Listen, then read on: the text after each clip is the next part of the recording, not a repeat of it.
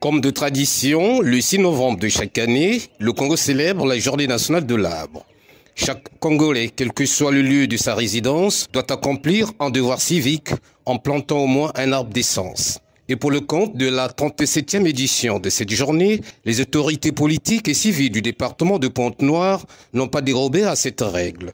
Elles ont accompli le geste dans 3 sites choisis. D'abord, celui de la mairie de Ngoyo en construction où 430 plantes d'essence Terminania métallis de la famille Combre-Tassé ont été enfouis au sol.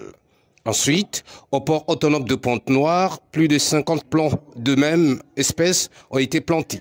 Enfin, à la cocoterie de la côte sauvage, plus de 100 plants de cocotiers plantés. Au total, 580 plants d'espèces ont été mis en terre. Il était de bonne loi que nous puissions penser au planting des arbres.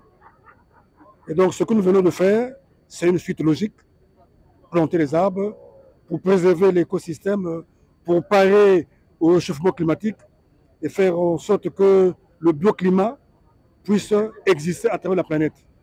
Donc, c'est l'exercice régalien que nous avons fait, que nous avons accompli ce matin dans la commune de Pointe-Noire, plus précisément à l'arrondissement Ngoyo, la mairie en construction, ainsi que à la devanture du port autonome de Pointe-Noire. Ce planting d'arbres version 2023 a été l'occasion tout indiquée pour la mairie de Pointe-Noire d'exprimer une fois de plus sa volonté d'accompagner le gouvernement congolais au cours de cette journée nationale de l'arbre et surtout sauvegarder les acquis du projet vert initié il y a quelques années par les autorités municipales. Planter un arbre, c'est bien, mais le suivre dans sa croissance, c'est mieux, car le planting d'arbres ne doit pas être une opération de char. On rappelle, la Journée nationale de l'arbre a été instituée en 1984 par le président Denis Sassou Nguesso. Les arbres sont une grande richesse pour la santé et le bien-être. Ils améliorent la qualité de l'air et rendent les milieux de vie plus sains,